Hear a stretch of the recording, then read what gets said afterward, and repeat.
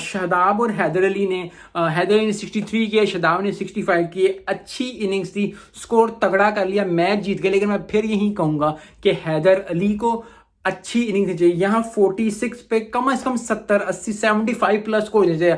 आप लिविंगस्टन की देखें इनिंग्स, 79 78 किया उसने, और भी बाकी इनिंग्स देखें 40, अगर आप 40 50 गेंदें खेल गए हैं, आप 10% गेम खेल गए हैं। तो अगर आप थोड़ा सा और फ्लरिश करेंगे, जहां उसने 5 चौके मारे और 3 छक्के मारे, एक छक्का 1 1.5 छक्का और लग जाता, 1.5 छक्का तो नहीं लगना, लेकिन 2 छक्के और लग जाते, कोई 2 चौके और लग जाते, तो थोड़ा और एफर्ट करना है। क्योंकि 70 स्कोर, क्योंकि इस इंटरनेशनल लेवल पे अगर हैदर अली परफॉर्म, और हैदर अली ऐसा प्लेयर है जो कि खींचता है अपनी तरफ आवाम को, उस तरह का प्लेयर है। शादाब खान भी उस तरह के प्लेयर हैं। तो शादाब खान के लिए, हैदर अली, दोनों के लिए ये बात है। लेकिन पहले हैदर अली की बात करते हैं।